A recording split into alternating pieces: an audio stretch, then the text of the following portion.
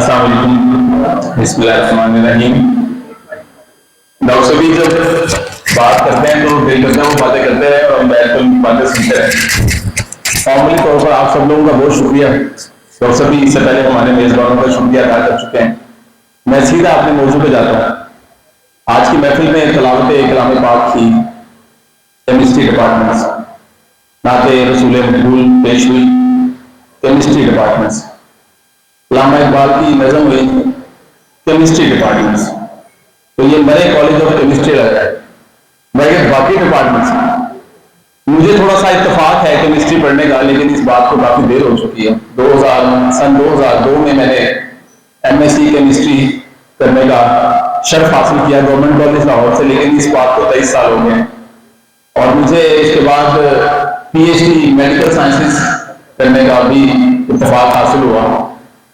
तो केमिस्ट्री कहीं ना कहीं 20-25 साल सर गुजरने के बावजूद भी दिल में कहीं ना कहीं पहली मोहब्बत की तरह हमेशा की तरह मौजूद रहते हैं। तो मुझसे कभी किसी ने पूछा कि डॉक्टर साहब आपने क्या किया, पहले आप केमिस्ट्री पढ़ते रहे, उम्र के कितने साल फिर के ऊपर जाके आपने मेडिकल साइंसेज में पीएचडी की। तो दिस लाइक कि जैसे आप सारी उम्र मोहब्बत किससे करते रहे, शादी आपकी किसी और के साथ हो जाए। तो आज भी दिल करता है जब भी मैं केमिस्ट्री को देखता हूँ, केमिकल्स को देखता हूँ, केमिस्ट्री के डिपार्टमेंट को देखता हूँ, तो दिल में उसी तरह से जिस बात जो है वो चाहते हैं। इत्तेफाक की बात है कि जो मौजूद जिसमें मैंने बात करनी है आपसे, उस मौजू का ताल्लुक बुनियादी तौर पर उनके एक्सपेरिमेंट्स का ताल्लुक केमिस्ट्री से। लेकिन उससे पहले मैं थोड़ा सा वक्त लूंगा आप लोगों का। हम सफर करके आए हैं, ऑल्दो कि हम भी जल्दी में आए, लेकिन हमने ये महफिल जिस काम के लिए सजाई है वो यही कॉन्वर्सेशन सुनने के लिए सजाई, एक दूसरे से सीखने और सिखाने के लिए सजाई। मैं खास तौर पर मुखातिब हूं अपने नौजवान स्टूडेंट्स के साथ जो अंडर ग्रेड पढ़ रहे हैं, यहाँ जो बच्चे और बच्चियां जो है यहाँ पढ़ रहे हैं। हमने पाकिस्तान के साथ जो करना था हमने कर लिया। हमने जिस तरह का पाकिस्तान आपको बनाकर देना था वो आपके पास है। तो अब जो भी हालात अच्छे होने हैं वो आप लोगों की वजह से अच्छे होंगे। जो भी चीजें बेहतर होनी है, जो ज़माने कार है साइंस की मुल्क की, वो आप लोगों के हाथ में आने वाली। तो हमने जो गलतियां की हैं पिछले 70 साल में, साइंस को इग्नोर करके, तरक्की को इग्नोर करके, या साइंस को उस तरह से ना पढ़ के जिस तरह से उसको पढ़ना चाहिए था, जिस तरह से इनका हक अदा करना चाहिए था, हमने नहीं किया। तो हमारी ख्वाहिश है कि आप लोग इन गलतियों को उस तरह से मत दोहराएं। आप साइंस को उसके असल फिक्र और उसके असल एसेंस की मदद से सीखें। तो मैं आपसे कुछ बातें करूंगा जिसकी मदद से हम ये जानेंगे, क्योंकि आप मुस्तकबिल के टीचर्स हैं, आप मुस्तकबिल में लोगों को सिखाने वाले हैं, आप लोगों को इजाजत देने वाले हैं। वो कौन सी बातें हैं जो बुनियादी तौर पर किसी भी स्टूडेंट के लिए साइंस के इल्म को समझने के लिए जरूरी होगी। तो आप खुद को एक उस्ताद के तौर पर सोचिए, मुस्तकबिल के इमाम के तौर पर सोचिए कि किस तरीके से आपने कल को आने वाली नस्ल को रेज करना है, ताकि हम उस पाकिस्तान को देख सकें जिसका ख्वाब अल्लामा इकबाल ने देखा है। तो सबसे पहले साइंसी अंदाज़े फिक्र क्या है, इसको माशरे में, जिंदगी में अलग करके नहीं देखा जा सकता। ये कोई एक अलग सी चीज नहीं है, साइंस हर जगह मौजूद है। ये एक खास तरीके से, रैशनल तरीके से सोचने का नाम है, सवाल करने का नाम है, आंखें बंद करके चीजों को मान लेने का नाम साइंस नहीं है। साइंस की सीढ़ियां हैं जिनको तय करने के बाद हम जिस नतीजे पर पहुंचते हैं वो दुरुस्त होता है। हमें किसी ने कहा कि चांद के ऊपर एक गुड़िया है जो चरखा काटती है, और बचपन में कई सालों तक हमारे ज़हन में उसकी शक्ल भी रही, उसका घर भी रहा होगा, वो कैसे रहती होगी, कैसे खाती होगी, कैसे पीती होगी। सिर्फ साइंसी अंदाज़े फिक्र इस पर सवाल करना सिखाता है। साइंसी अंदाज़े फिक्र ये सिखाता है कि हम उसको जाकर देखें, उसकी मौजूदगी को साबित करें या उसकी गैर मौजूदगी को साबित करें। ये वो अंदाज़े फिक्र है जिसके ऊपर आज मुझे आपसे चंद बुनियादी बातें करनी है। प्लीज नेक्स्ट कीजिए। सबसे बड़ी बात साइंसी अंदाज़े फिक्र में जो आपने सीखनी है और आपने सिखानी है आने वाले नस्ल को, वह है मुशाहिदा, ऑब्जर्वेशन, कि कैसे हम चीजों को ऑब्जर्व करते हैं। हर एक इंसान, चाहे वो किचन के अंदर केमिकल रिएक्शन हो रहा है, चाहे आप बेकिंग कर रहे हैं, चाहे आप कुकिंग कर रहे हैं, चाहे आप चीजों को किसी गैस को जला रहे हैं, बर्नर को जला रहे हैं, चाहे गाड़ी के इंजन के अंदर रिएक्शन हो रहे हैं, चाहे वो रोजमर्रा की चीजें हैं, एक खास साइंटिफिक माइंड उनको बहुत जबरदस्त तरीके से ऑब्जर्व करता है, हट के ऑब्जर्व करता है। ये जो ऑब्जर्वेशन है ये पहली सीढ़ी है साइंस में तरक्की करने। आप एनकरेज करेंगे ना सिर्फ खुद को बल्कि बाकी लोगों को कि वो चीजों का मुशाहिदा एक साइंसी अंदाज में कर सकते हो। साइंसी अंदाज फिक्र जो है ये तजस्सुस पैदा करता है, क्यूरियोसिटी पैदा करता है। ये लोगों के अंदर किसी सवाल के जवाब को जानने की ख्वाहिश पैदा करता है। ये बहुत प्रेशियस मटीरियल है। जब एक उस्ताद किसी तालिब इल्म के अंदर तजस्सुस पैदा कर देता है तो यकीन कीजिए बाकी का काम फिर तालिब इल्म खुद करता है। वो सवाल को कहीं ना कहीं उसका जवाब तलाश करने की कोशिश करता है। और तीसरी चीज, जब किसी तालिब इल्म के ज़हन में सवालात आते हैं तो उन सवालात के जवाब तलाश करने का एक ही तरीका है और वो है तजर्बा। ये है साइंसी अंदाज़े फिक्र। किसी ना किसी तरीके से आप एक्सपेरिमेंटली वेरीफाई करेंगे, तजर्बाती तस्दीक करेंगे अपने सवालात की, और अगर वो हो जाएगी तो उसको सच मानेंगे और अगर वो नहीं होगी तो उसको खुले दिल से तस्लीम करेंगे। मिसाल के तौर पर अगली स्लाइड में आप देखेंगे ये एक बड़ा कॉमन सा फिनोमेना है जो हमने जिंदगी में आमतौर पर देखा। अब आप सब लोग केमिस्ट्री के, यार मेरे को डर लग रहा है मेरी केमिस्ट्री पुरानी है, लेकिन जब आतिशबाजी हो, शोलियां पटाखे चलते हैं तो आपने नोट किया होगा कि उसके अंदर बहुत सारे अलग अलग रंगों के मटेरियल जो हैं, अलग अलग किस्म के रंग दिखाई देते हैं।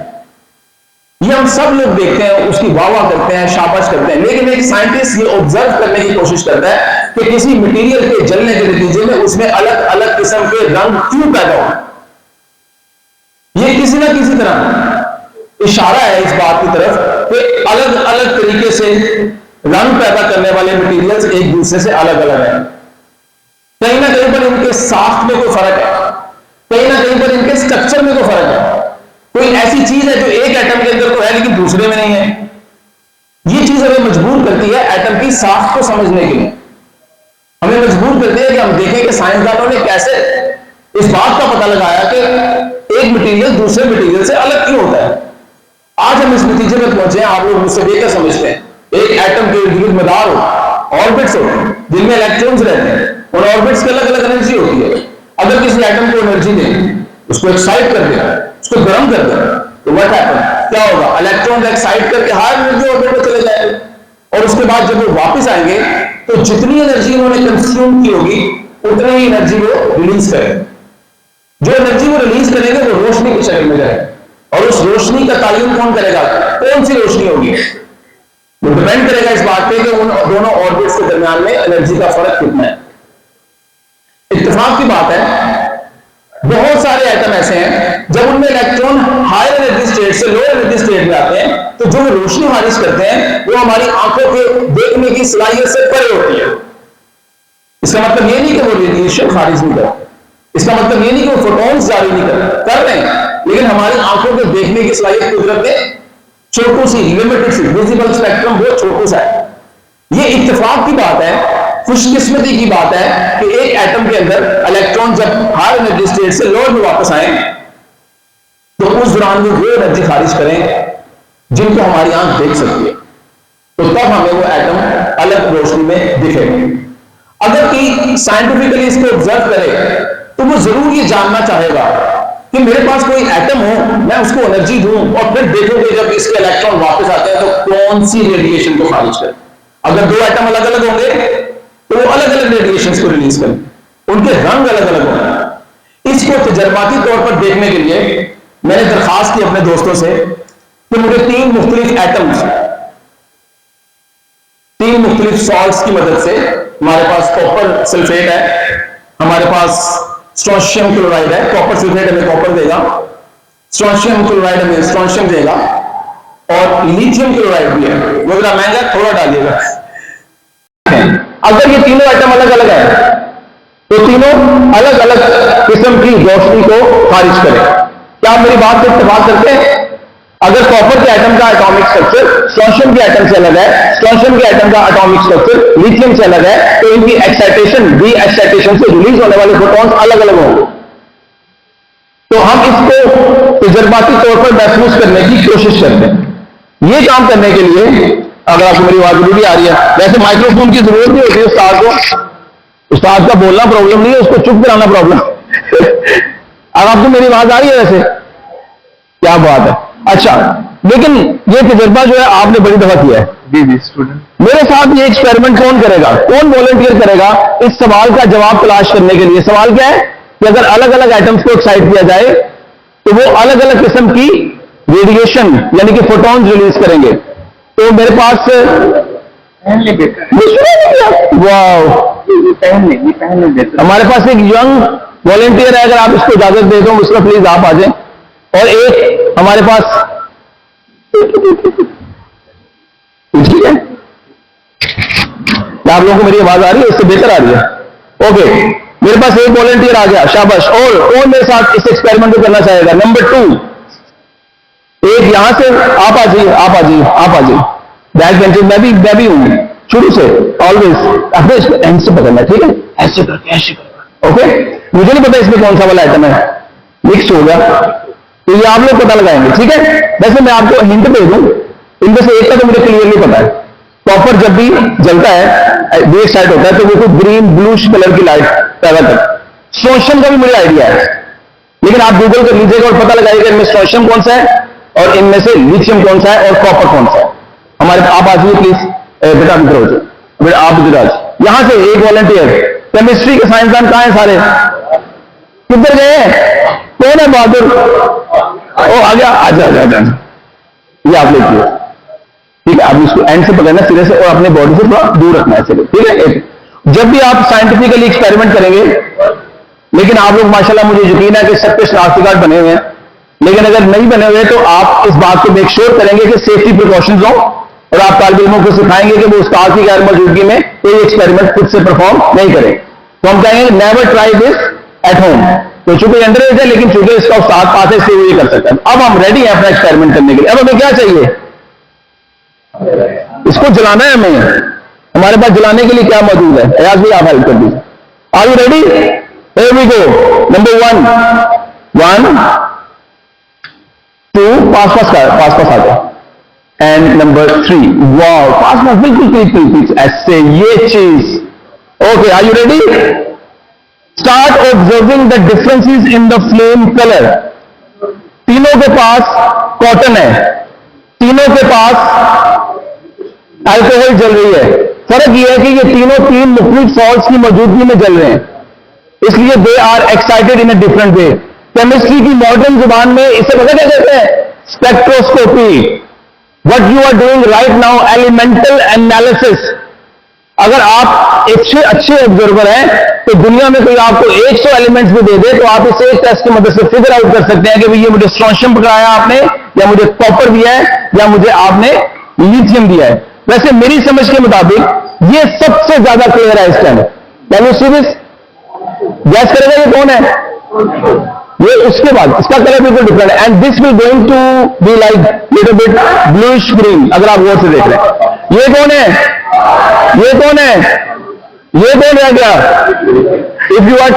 If you can answer these questions, you are a practical scientist as well as a chemist. You can clap for yourself for this wonderful discovery.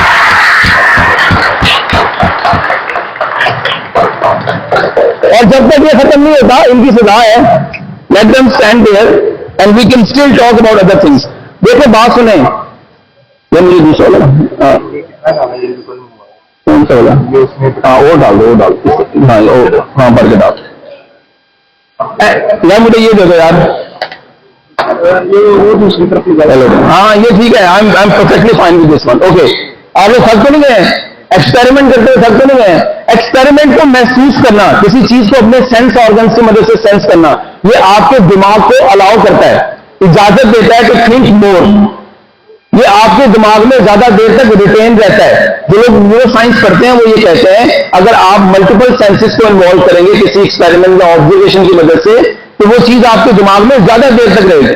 मुझे पूरा यकीन है, मुझे बहुत सालों तक सोचती रहेगी कि एक जगह मैं गई थी, वहां पर हॉल में मैंने कुछ जलाया, उसका कलर रेड था, इतना प्यारा सा था, that may be because of something. ये जरूरी नहीं है कि आपके पास हर सवाल का जवाब हो, लेकिन आपके पास सवाल हो ये जरूरी है। बाकी की सारी जिंदगी पड़ी है जवाब तलाश करने की, और अगर हम इन एक्सपेरिमेंट्स को ऐसे ही कंटिन्यू करते रहे तो आप फिगर आउट करें। साइंस इससे आगे जा चुकी है। अभी थोड़ी देर पहले आपने डॉक्टर सुबी का एक एक्सपेरिमेंट देखा जिसमें लिक्विड ऑक्सीजन आती है, मैग्नेट से टकरा के मुड़ जाती है। देखा ना भी आपने ऑब्जर्व किया। और और आपने पढ़ा केमिस्ट्री के अंदर डिफरेंट किस्म की एटॉमिक स्ट्रक्चर की थ्योरीज, जिनमें से सबसे ज्यादा काम कौन सी करती है? Molecular orbital theory. याद आ रही है? मॉलिक्यूलर ऑर्बिटल थ्योरी में ऑक्सीजन के स्ट्रक्चर में जाकर एंड में, ये केमिस्ट्री वालों को समझ आ रही होगी, बाकी बस मेरी बात को यकीन कर ले, 2 इलेक्ट्रॉन अनपेयर होते हैं, और जब किसी के पास 2 इलेक्ट्रॉन अनपेयर हो तो उसको क्या कहते हैं केमिस्ट्री की जुबान में? पैरामैग्नेटिक। इसका मतलब है ऑक्सीजन पैरामैग्नेटिक है, अगर वो किसी मैग्नेट के पास से गुजरेगी तो वो अट्रैक्ट या डिफ्लेक्ट हो सकती है, इसलिए वो ड्रॉप जो है मैग्नेट के पास से आगे डिफ्लेक्ट हो रहा है। You should be able to understand, आपको सेंस करना चाहिए ऑब्जर्वेशन को, क्यूरियोसिटी पैदा करनी चाहिए, क्वेश्चंस क्रिएट करने चाहिए और फिर चेस करना चाहिए, and that is what we all are trying to. आप सब लोगों का बहुत शुक्रिया, हमारे वॉलंटियर्स के लिए बहुत सारी clapping, thank you very much, आपने बहुत सारा एक्सपेरिमेंट किया, thank you thank you thank you. Naturally existing elements 92 के पास, लेकिन एलिमेंट्स की प्रॉपर्टीज भी आप जानते हैं, पीरियोडिक टेबल भी आपने देखा होगा, जिसमें एलिमेंट्स को मुख्तलिफ कैटेगरीज में मेटल्स, नॉन मेटल्स और नोबल गैसेस डिफरेंट तरीकों से ऑर्गेनाइज किया गया है। ऑर्गेनाइजेशन की बुनियाद क्या है? केमिकल प्रॉपर्टीज, उनकी फिजिकल प्रॉपर्टीज, मेक सेंस। लेकिन क्या कभी आपने सोचा कि जब ये एलिमेंट्स, मिसाल के तौर पर हाइड्रोजन एक एलिमेंट है, मिसाल के तौर पर ऑक्सीजन एक एलिमेंट है, हाइड्रोजन की प्रॉपर्टीज कैसी होती हैं? वो एक गैस है। नंबर 2, वो जलती है। ऑक्सीजन की प्रॉपर्टीज क्या है? वो एक गैस है। और अभी अभी आपने एक प्रॉपर्टी देखी, वो क्या थी? पैरामैग्नेटिक है। इसके अलावा ऑक्सीजन जलने में मदद देती है। इसका मतलब है अगर कहीं पर हाइड्रोजन हो तो वो जल सकती है अकेली? The answer is no. Hydrogen को जलने के लिए क्या चाहिए? ऑक्सीजन। तो हाइड्रोजन जलती है और ऑक्सीजन जलने में मदद। वैसे हमारे कई रिश्तेदार भी ऐसे होते हैं जो हमारे जलने में खासी मदद करते हैं। ऑक्सीजन भी इस तरह के जलने में मदद करती है। लेकिन अब आप सोचें, ये एलिमेंट्स जिनकी प्रॉपर्टी कितनी वियर्ड है, जैसे ये इकट्ठे हुए तो ये बनाते हैं वाटर मॉलिक्यूल। उसको हम रोजमर्रा जिंदगी में पीते हैं। वो जिंदगी का बुनियादी मॉलिक्यूल है। जिंदगी का 3/4 हिस्सा पानी से मिलकर बना हुआ। पानी ना जलता है, ना जलने में मदद करता है, बल्कि वो तो जलती हुई चीजों को बुझा देता है। तो एक एलिमेंट जो इतनी मुख्तलिफ प्रॉपर्टी लगता है, लेकिन जब वो केमिकल बॉन्ड बना देता है तो एकदम से उसकी प्रॉपर्टीज है वो नई हो जाती है, अनप्रेडिक्टेबल हो जाती है। इसका मतलब ये हुआ कि केमिकल बॉन्ड्स के नतीजे में जो मॉलिक्यूल बनते हैं उनको रैशनलाइज करना पॉसिबल नहीं है। आप ये गेस नहीं कर सकते कि केमिकल बॉन्ड जब बनेगा तो जो नया मॉलिक्यूल बनेगा वो किस तरह से बिहेव करेगा। पानी से आप एक्सपेक्ट नहीं कर सकते कि आप पानी को जला सकते हैं। पानी से आप एक्सपेक्ट नहीं कर सकते कि पानी जलने में मदद करेगा। लेकिन पानी उन्हीं एलिमेंट से मिलकर बना हुआ है जो ये काम करते हैं। लेकिन क्या ये मुमकिन है किसी केमिकल बॉन्ड को ब्रेक करना? जैसे कि पानी के अंदर मौजूद कोवलेंट बॉन्ड्स को ब्रेक करना पॉसिबल है। अगर हम पानी को गर्म करें तो क्या होगा? अगर वो सॉलिड है, लिक्विड बन जाएगा, लिक्विड है, गैस बन जाएगा, स्टीम बन जाएगी। गर्म करें, बॉन्ड ब्रेक हो जाएगा? नहीं। पानी में इंटरमॉलिक्यूलर फोर्सेस टूटेंगी, बॉन्ड्स ब्रेक नहीं होंगे। केमिकल बॉन्ड्स को ब्रेक करने के लिए बहुत ज्यादा एनर्जी चाहिए। अगर किसी को इस पानी के केमिकल बॉन्ड्स को ब्रेक करना है तो फिर क्या करना पड़ेगा? शाबाश, जोर से इलेक्ट्रोलिसिस करनी पड़ेगी। इसका मतलब अगर आपके पास घर में पानी हो और आप उसकी इलेक्ट्रोलिसिस कर दें तो पानी का मॉलिक्यूल टूट जाएगा। अगर आपके घर में पानी है, सबके पास है, इलेक्ट्रोलिसिस कैसे करेंगे? क्या चीजें चाहिए इलेक्ट्रोलिसिस करने के लिए? शाबाश, पानी चाहिए, इलेक्ट्रोड चाहिए, पॉजिटिव नेगेटिव चार्ज चाहिए, कहानी खत्म। पानी एक वीक इलेक्ट्रोलाइट है, तो पानी की थोड़ी सी आयनाइजेशन बढ़ाने के लिए हमें उसमें कुछ ना कुछ ऐसा डालना पड़ेगा कि जरा उसकी आयनाइजेशन तेज हो जाए। कोई सॉल्ट डाल देते हैं, उसमें एसिड डाल देते हैं, कोई बेस डाल देते हैं। नंबर 1 क्या चाहिए? पानी इसी फॉर्म में मौजूद है, अभी ये कौन है? नंबर 2 क्या चाहिए? कोई सॉल्ट या इलेक्ट्रोलाइट। और नंबर 3 क्या चाहिए? इलेक्ट्रिसिटी। तो मैं याद भाई से दरखास्त करूंगा कि हमें जरा इलेक्ट्रिसिटी फराहम करें। याद मैंने इतने प्यारे 2 इलेक्ट्रोड्स इस पानी के अंदर लगा दिए खुद से बनाकर, आप इससे अच्छा बना सकते हैं, आई एम श्योर। इसमें 2 इलेक्ट्रोड लगा दिए, एक पॉजिटिव और दूसरा नेगेटिव के साथ जुड़ा हुआ। अगर आप इसके अंदर से बिजली गुजारें, पानी ब्रेकडाउन हो जाएगा। ये कोई मुश्किल एक्सपेरिमेंट नहीं है, किसी एक्सपेरिमेंट में कोई पैसे ज्यादा नहीं चाहिए। क्या बनेगा उसके नतीजे में? नंबर 1, नंबर 2, हाइड्रोजन कहां बनेगी? कौन से इलेक्ट्रोड पे बनेगी? कैथोड पे। ऑक्सीजन कहां बनेगी? एनोड। हाइड्रोजन जलती है, हाइड्रोजन जलती है और ऑक्सीजन जलने में हेल्प करती है। इसका मतलब है अगर यहां पर इलेक्ट्रोलिसिस का प्रोसेस शुरू हो गया, जो कि आप देख रहे हैं, जैसे इन्होंने इलेक्ट्रिसिटी प्रोवाइड की, इसके अंदर बबल्स बनने शुरू हो गए। ये 2 बबल्स किस चीज के बन रहे हैं? इसमें बबल्स बन रहे हैं। इस बबल में क्या होगा?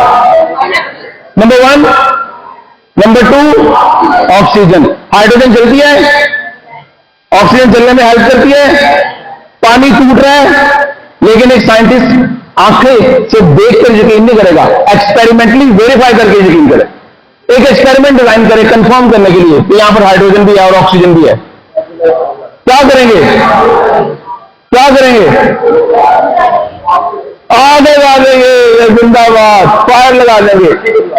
आजा आजा, जिसने फायर लगानी, आजा आजा, भागे, आजा भागे भागे भागे भागे भागे भागे, हाँ भागे ना, बहुत अच्छा, वेरीफाई करेंगे। लेकिन आपने जब भी कोई केमिकल रिएक्शन या एक्सपेरिमेंट करना है, आपने कंट्रोल कंडीशन में करना है, सेफ्टी मेजर्स को ध्यान में रखकर करना है, एक उस्ताद की मौजूदगी में करना।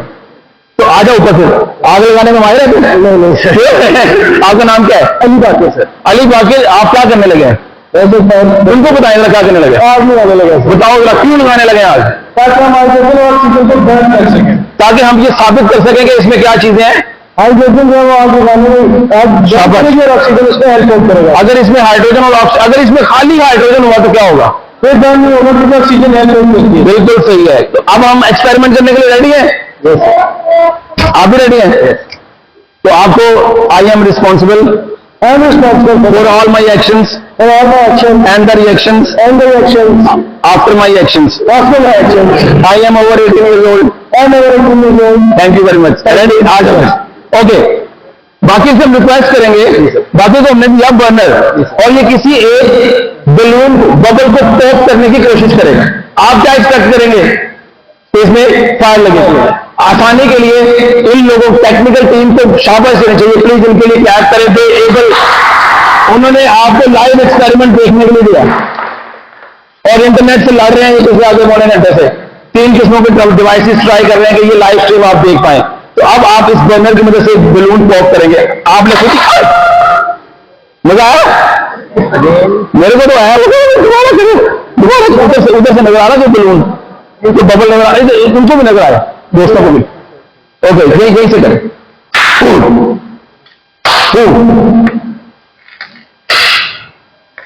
अगर ये खाली पानी के ऊपर कर रहा होता तो कोई फायदा होता, पानी इसको बुझा देता ना फायर को। लेकिन चूंकि इसमें हाइड्रोजन और ऑक्सीजन, आपको यकीन आ गया कि इसमें हाइड्रोजन ऑक्सीजन? Yes sir. और ये क्यों बनी है? सर हमने इसको इलेक्ट्रोलाइसिस प्रोसेस से करके वाटर से सेपरेट कर दिया। इसका मतलब है कभी जिंदगी में आप पानी को तोड़ के हाइड्रोजन बना सकते हैं? Yes sir. और ऑक्सीजन भी बना सकते हैं? Yes sir. 2 सिलेंडरों में भर सकते हैं? सर इसमें कंफर्म नहीं, अगर अलग अलग पैदा करके 2 सिलेंडरों में भरने तो सर अगर इसको कंप्रेस करके भी कर सकते हैं। गुड। और अगर उसको हम उसको इंजन में चलाएं तो चल सकती है, गाड़ी चल सकती है? Yes sir. पानी से गाड़ी चल सकती है? तो पानी से ये सेपरेट करके, अभी तो पानी भी हो रही है ना, पानी को तोड़ेंगे ना? Yes sir. यानी कि पानी में गाड़ी, पानी को तोड़ेंगे, हाइड्रोजन बनाएंगे, ऑक्सीजन बनाएंगे, फिर उसको कंप्रेस करके कंटेनर में डालेंगे। Yes sir. गाड़ी में डालेंगे। Yes sir. गाड़ी चलेगी? Yes sir. प्रैक्टिकल लग रहा चलेगी? Let's make it. Yes sir. Thank you very much. Clapping. तो बातें बहुत सारी है, लेकिन हम इसको कंक्लूड करने के लिए मैं चंद 2-3 बातें करके मुस्तकबिल के साथ कराम से, हमने प्लीज मुझे स्लाइड दीजिएगा आखिरी वाली, मुस्तकबिल के टीचर्स के साथ 2-3 बातें करके अपनी बात को एंड करूंगा। स्लाइड नहीं तो कोई बात नहीं, मेरी दिल में बोल। पहली बात, आप लोग एज ए टीचर सोचिए, सवालात को एनकरेज करें, आउट ऑफ द बॉक्स सोचने को एनकरेज करें। जब कोई आपसे सवाल पूछता है उसको स्माइल और रिस्पेक्ट के साथ डील करें। इस तस्वीर को अभी मेरा दिल करेगा फिर उसके बारे में बताने को। ये इस तस्वीर को मैंने नाम दिया है स्माइल ऑफ अ लर्नर। अब ये मैं जल्दी जल्दी बता देता हूं। ये एक गांव की तस्वीर है, गांव का सरकारी स्कूल है, वहां पर एक छोटी बच्ची है, पंजाबी में कॉन्वर्सेशन हो रही थी। मैंने इससे पूछा पुत्र को बड़े होकर की बनना है? उन्होंने कहा मैं बड़े होकर डॉक्टर बनना है। मैं कहा डॉक्टर की कर दिया है? उन्होंने कहा वो ऐसा कान ला के ना एंड चेक कर दिया। तो मैंने अपने दोस्त से कहा कि मुझे वो दो स्टेथोस्कोप। ये वो लम्हा है जब उसने अपनी जिंदगी में पहली मरतबा स्टेथोस्कोप को कान पे लगाकर अपने दोस्त की दिल की धड़कन को महसूस किया। The power of observation for the very first time in her life. ये वो लम्हा है। आप उसकी स्माइल देखें, याद रखें इंसानी जिबिल्लत है, हम जब भी कोई नई चीज सीखते हैं हम खुश होते हैं। तो हैप्पीनेस को अचीव करने का सबसे सुथरा पक्का तरीका यह है टू लर्न समथिंग न्यू। तो ये वो चीजें, प्लीज नेक्स्ट कीजिएगा। अगर हम चाहते हैं कि हम अपने कॉलेज में, मरे कॉलेज में और इस तरह के बाकी कॉलेज के अंदर साइंस को प्रमोट करें, हमें कोशिश करनी चाहिए एक्सपेंसेस का राग लापने की बजाय, उसके ऊपर सफे मातम करने की बजाय जो रिसोर्सेज हमारे पास अवेलेबल है उनकी मदद से हम अपने एक्सपेरिमेंट डिजाइन करें। और खास तौर पर तालिब इल्मों से कहें कि वो अपना एक्सपेरिमेंट डिजाइन, उनको इंकरेज करें। ये नहीं कि ये सिलेबस में नहीं है, ये नहीं कि इसके ऊपर सवाल नहीं आएगा, उनको इंकरेज करें। नताइज की बजाय ये देखे बगैर कि एक्सपेरिमेंट के नतीजे में बनता कि क्या है कि नहीं, इस बात को प्रमोट करें कि लोग जो है वो एक्सपेरिमेंट परफॉर्म करें, वो अमल को सीखें, गलतियां करें और फिर उन गलतियों से अपने आप को बेहतर करें। जब कोई तालिब इल्म, कोई स्टूडेंट प्रयासराई करता है, जिसको आम जुबान में टीचर डोंगियां कहते हैं, ये डिस्कवरी के पहले स्टेजेस और स्टेप्स होते हैं। हो सकता है उस तालिब इल्म की बात किसी और के दिमाग में नहीं आई हो, बाकी सबके लिए वो एक बोंगी है। प्रयासराइयों को साइंटिफिकली अलाउ करें अनटिल अनलेस कि वो एक्सपेरिमेंटली वेरीफाई ना हो जाए, अनटिल अनलेस कि कोई उसको एक्सपेरिमेंटली डिनाई नहीं करते। ये है वो साइंटिफिक तरीका जिसके लिए हम चाहते हैं कि आप और हम सब इकट्ठे हैं और सीखें और उसको आगे बढ़ाएं। आखिर में मैं आप लोगों से एक दो बातें करना चाहता हूं ख्वारिज़मी साइंस सोसाइटी के बारे में। हम लोग आपके पास आए हैं, हमारा ताल्लुक ख्वारिज़मी साइंस सोसाइटी के साथ। हम पाकिस्तान के अंदर साइंस के कल्चर को प्रमोट करने की कोशिश करते हैं। इसके लिए हम मुख्तलिफ किस्म की एक्टिविटीज करते हैं, जिनमें सबसे बड़ी लाहौर साइंस मेला। आप हमारे साथ खड़े हो सकते हैं, हमारी मदद कर सकते हैं। आप मुस्तकबिल हैं, आप मुस्तकबिल के सफीर हैं। आप हमारे साथ कई तरीकों से इसमें मदद कर सकते हैं। आप इसमें पार्टिसिपेट कर सकते हैं, आप डोनेशंस की मदद से ख्वारिज़मी साइंस सोसाइटी की मदद कर सकते हैं, आप ख्वारिज़मी साइंस सोसाइटी के मेंबर बन सकते हैं, जिसकी मदद से आपको मालूम होगा कि कौन कौन सी एक्टिविटीज हो रही हैं, आप इसमें अपना हिस्सा अदा कर सकते हैं, अपना हक अदा कर सकते हैं।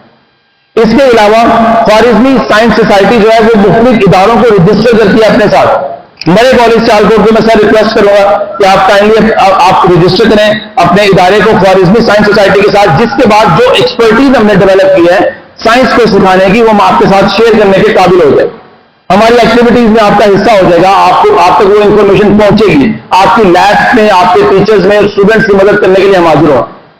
इसके अलावा यहां पर हमारे पास एक बड़ी जबरदस्त किताब है जिसका नाम है कायनात एक हैरत पैदा। ये उर्दू में क्वांटम के ऊपर आसान तरीके से बेहतरीन किताब मौजूद। अगर आप उसको लेना चाहें, वैसे भी उसकी कीमत ज्यादा है, लेकिन मैं दरखास्त करूंगा कि सियालकोट आए प्लीज, तो आप 1000 रुपए में जो भी चाहे उसको ये वाली किताब जो है वो है ना, ये बहुत खूबसूरत किताब है। डॉक्टर सोहेल जिलानी की दुनिया के माने हुए साइंटिस्ट हैं और वो ख्वारिज़मी साइंस सोसाइटी का हिस्सा है। ये किताब उनकी लिखी हुई है, तो आप जब उसे खरीदेंगे तो इसकी मदद से ख्वारिज़मी साइंस सोसाइटी को भी मदद कर सकते हैं। तो आप सब लोगों को मैं लाहौर साइंस मेले में मदऊ करता हूं। अक्टूबर 2025 आखिरी हफ्ते में सैटरडे संडे 1 लाख से ज्यादा स्टूडेंट्स आप ही की तरह के इकट्ठे होंगे, अपने साइंसी तजर्बात और एक्सपीरियंसेस को शेयर करें। इतनी देर तक मुझे सुनने का आप सब लोगों का बहुत बहुत शुक्रिया। Thank you.